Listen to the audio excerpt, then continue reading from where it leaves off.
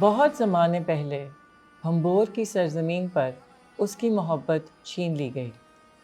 وہ ننگے پاؤں تپتے ریگستان میں چلتی رہی، یہاں تک کہ سانسوں کا سلسلہ ٹوٹ گیا۔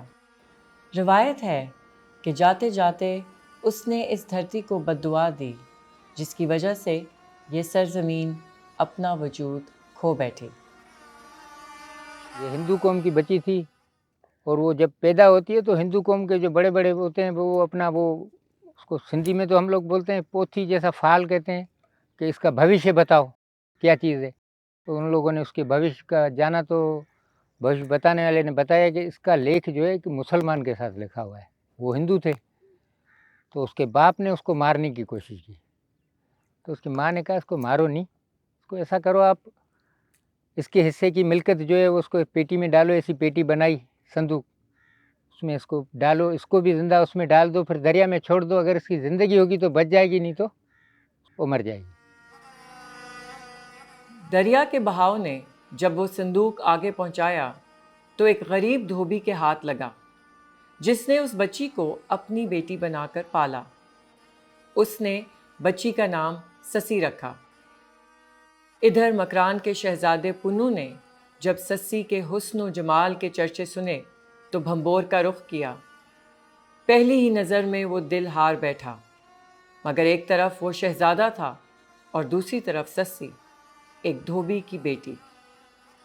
محبت کے امتحان میں کامیاب ہونے کے لیے پنو نے اپنا تاج و تخت چھوڑ دیا، دھوبی کا پیشہ اختیار کیا اور صبر و اخلاص کے ساتھ سسی کے دل میں اپنی جگہ بنا لی۔ اور اس کے بھائی جو ہیں شادی کی رات آ گئے۔ شادی ہو گئی لیکن ان کا ملنا نہیں ہوا۔ محفل لگائی، بلوچی میں باتیں کر رہے تھے ادھر ادھر۔ پنو کو نشہ پلا کے یہ لوگ لے گئے، بے ہوش کر گئے، اونٹوں کے چڑھا پہ یہ لوگ لے گئے۔ جب سسی کی آنکھ کھلی تو وہ ننگے پاؤں تپتے صحرا کی راہوں پر نکل پڑی۔ ریت اس کے قدم جلاتی رہی، لیکن وہ رکی نہیں، چلتی رہی، یہاں تک کہ اس کا وجود ساتھ چھوڑ گیا۔ آخری سانس لیتے ہوئے اس نے دھرتی کو بددعا دی کہ اس کے دریا سوکھ جائیں، اس کی زمین دھنس جائے اور اس کے باسی ہمیشہ دربدری کے سفر میں بھٹکتے رہیں۔ صدیوں کے گزر جانے کے بعد بھی ڈیلٹا ڈوب رہا ہے۔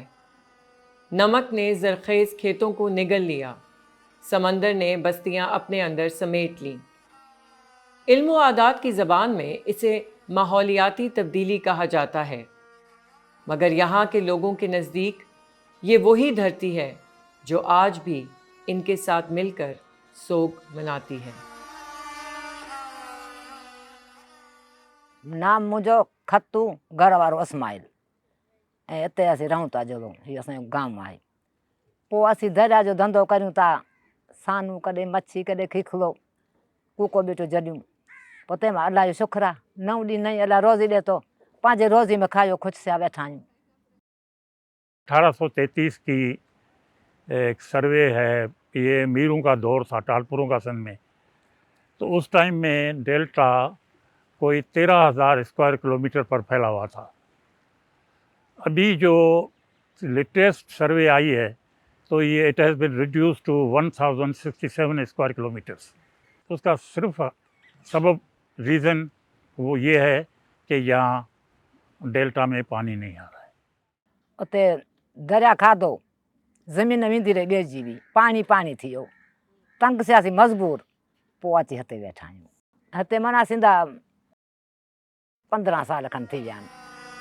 1991 میں پاکستان کے صوبے ایک معاہدے پر متفق ہوئے جسے پانی کی تقسیم کا معاہدہ کہا گیا۔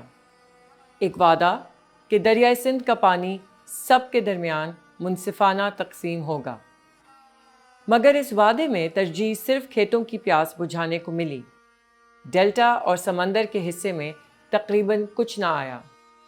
وہ دریا جو کبھی ہر سال 150 ملین ایکڑ فٹ تازہ پانی سمندر تک لے جاتا تھا، آج اس کی روانی گھٹ کر 10 ملین سے بھی کم رہ گئی ہے۔ بند اور بیراجوں نے صرف پانی ہی نہیں روکا، بلکہ اس کی وہ زرخیز مٹی بھی قید کر لی جو ڈیلٹا کی سانس تھی، اس کی زندگی کا لہو تھی۔ یوں کمزور پڑتی ہوئی سرزمین پر ماحولیاتی تبدیلی کا بوجھ اور بھی بھاری ہو گیا۔ یہ کہنا درست ہے کہ معاہدے نے ماحولیاتی تبدیلی پیدا نہیں کی، مگر ڈیلٹا کو پیاسا رکھ کر اس زمین سے اس کی فطری ڈھال چھین لی، اور یوں ڈھلنے کا ایک امتحان بقا کی کڑی آزمائش میں بدل گیا۔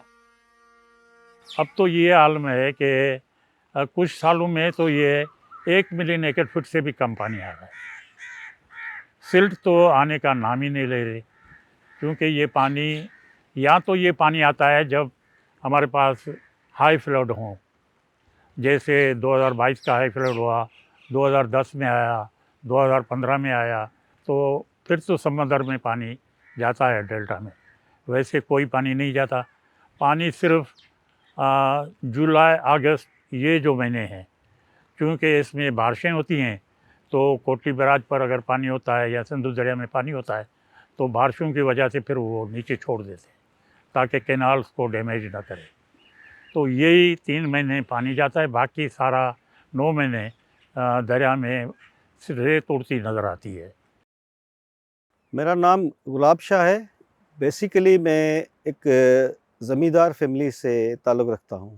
جہاں ہم جس جگہ پہ بیٹھے ہیں یہ ہماری آباء و اجداد کی زمین ہے۔ ہم صدیوں سے یہ کھیتی باڑی کرتے آ رہے ہیں۔ تحصیل کیٹی بندر ہے، ڈسٹرکٹ ٹھٹہ ہے، پاکستان کا یہ آخری تحصیل ہے جو سمندر سے جڑا ہوا ہے۔ کسی زمانے میں ہمارے بڑوں سے پوچھتے تھے کہ آپ کس دیش میں رہتے ہیں، تو ہم کہتے ہیں، ہمارے بڑے کہتے تھے کہ ہم اس دیش میں رہتے ہیں جس میں دریا سمندر میں بہتا ہے۔ اب ہم سے کوئی پوچھتا ہے کہ آپ کس دیش میں رہ رہے ہیں، ہم کہتے ہیں ہم اس دیش میں رہ رہے ہیں جہاں سمندر دریا میں بہہ رہا ہے۔ ٹھٹہ بدین اور سجاول میں سمندر لاکھوں ایکڑ زرخیز زمین نگل چکا ہے۔ جہاں کبھی دھان اور گندم کی فصلیں لہلہاتی تھیں، آج وہاں نمک کی سفیدی پھیلی ہوئی ہے۔ کسان یا تو نمک برداشت کرنے والی معمولی فصلوں سے وابستہ ہیں یا پھر اس زمین کو چھوڑنے پر مجبور ہیں جسے ان کے خاندان نسلوں سے سنبھالتے آئے تھے۔ مینگروز وہاں بنتے تھے جہاں پر میٹھا پانی سمندر سے جا کے ملتا تھا۔ وہ چونکہ اب میٹھا پانی آنا بند ہو گیا تو وہ مینگروز فارسٹ بھی ختم ہو گئے۔ اس کے 2 نقصان ہیں۔ ایک تو یہ ہے کہ یہ بیریئر تھے، جو جنگلات تھے تمر کے، مینگروز کے، تو یہ جو سمندر کی جب طوفان آتے تھے، بڑی بڑی چھولیں آتی تھی تو وہ اس میں رک جاتی تھی۔ وہ کنارے تک پہنچتے پہنچتے ان کی طاقت جو ہے وہ کم ہو جاتی تھی، تو وہ ڈیمیج نہیں کرتے تھے۔ دوسرا یہ کہ جہاں تمر کے یا مینگروز کے فارسٹ ہیں وہاں مچھلی جو ہے وہ بریڈ کرتی تھی۔ اب چونکہ وہ نرسری بھی ختم ہو گئی تو ہمارے پاس وہ مچھلی بھی ختم ہو گئی۔ زندگیوں کے چراغ بجھنے لگے ہیں۔ کبھی ہریالی سے لہلہاتے کھیت اب کسانوں کی آنکھوں کے سامنے نمک کی سفیدی میں ڈھک گئے ہیں۔ جب کشتیاں ساحل پر بیکار پڑ گئیں اور زمین بنجر ہو گئی تو خاندان اپنی جڑوں سے اکھڑ کر کراچی کے ساحلی علاقوں، ابراہیم حیدری، ریڑھی گوٹ اور ہاکس بے کی بستیوں میں آ کر بس گئے۔ وہ باوقار لوگ جو کبھی دریا اور مٹی کے ساتھ جڑے تھے، آج اپنی روایات اور روزگار کو موجوں کے ساتھ بہتا ہوا دیکھ رہے ہیں۔ جب یہ ڈیلٹا کا پانی بند ہوا، ڈیلٹا تباہ ہونا شروع ہوا، تو لوگ خوشی سے نہیں گئے یہاں سے، وہ مرتے مرتے گئے ہیں، مجبوراً گئے، کیونکہ ان کے پاس پینے کا پانی ہی نہیں رہا۔ یہاں سے وہ مائیگریشن کر کے تقریباً کوئی 5-6 لاکھ فیملیز یہاں سے مائیگریشن کر کے نکلی ہیں ڈیلٹا سے۔ جو آپ آج کیٹی مندر کے چاروں طرف سمندر دیکھ رہی ہیں، یہ سمندر نہیں تھا۔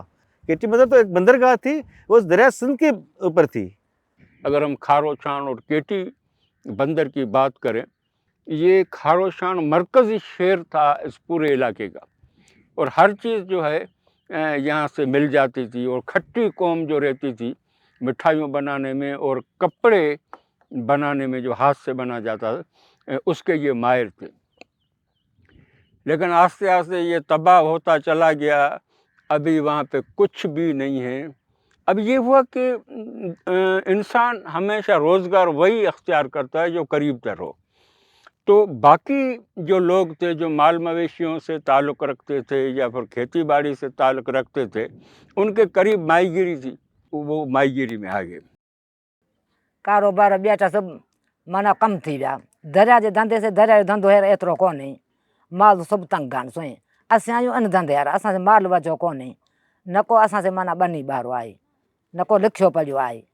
बाक़ी त इहो दरिया आहे तंहिंमें वञूं था, पोइ कॾहिं अलाह रोज़ी ॾिए थो, जिन त पोइ इलाही फुर्म थो मञा पिया आहियूं. माना इलाही तंग आहियूं, इलाही मुश्किल आहियूं. पर शुक्र अलाह वरी हलाए पियो. ऐं पोइ अलाह जा लख शुक्राना. हर किसी का अपना अपना मोहल्ला अलग होता था. उनका औरतों का पर्दा होता था. कोई बगैर पूछे, बगैर आवाज़ दिए हुए किसी गांव में नहीं जाता था. जब वो शहर में गए तो उनका वो कल्चर ही ख़त्म हो गया, क्योंकि उनका जो सिस्टम था, अपने इलाके में खेती बाड़ी होती थी तो अपने वो चावल या कोई भी फसल होती वो खुद काटती थी, खुद उसको ज़मीन में लगाती थी. वो तो शहरों में नहीं है ना उनका रोज़गार. वो जाके दूसरे घरों में काम करती हैं, बसों में, रिक्शाओं में, फिर वो ऐसे रोडों पे फिरती रहती हैं. या तो अब देखेंगे उनके छोटे छोटे बच्चे भीख मांगते फिरते रहते हैं. ये हमारी इंडस सिविलाइजेशन जो है सिंधु दरिया के मिरों में मिनत है. जब सिंधु दरिया ही नहीं रहेगा तो इंडस सिविलाइजेशन का क्या वजूद रहेगा. दरिया हमारा बाप भी है, दरिया हमारा माँ भी है हमारी. उसका हम पानी पीते हैं, हम कहते हैं अपनी माँ का जिस तरह दूध बच्चा पीता है, हम उस पानी का पीते हैं तो हमारा वो माँ का दूध हमें याद आता है. उस दरिया के बेटे हैं, उसी पानी पे हम पल रहे हैं. अगर नहीं होगा तो हमारी ज़िंदगी अधूरी. सस्सी का दुख दास्तानों में बसता है, मगर ये सानहा हकीकत की मिट्टी पर लिखा जा रहा है. इंडस डेल्टा आहिस्ता आहिस्ता मिटता जा रहा है. ख़ानदान अपनी जड़ों से उखड़कर दरबदर हो रहे हैं और सदियों पुरानी सकाफ़तें ज़वाल के किनारे खड़ी हैं. असल सवाल ये नहीं कि ये सब हो रहा है या नहीं. असल सवाल ये है कि क्या हम वक्त के हाथों सब कुछ छिन जाने से पहले कोई कदम उठाएंगे या नहीं.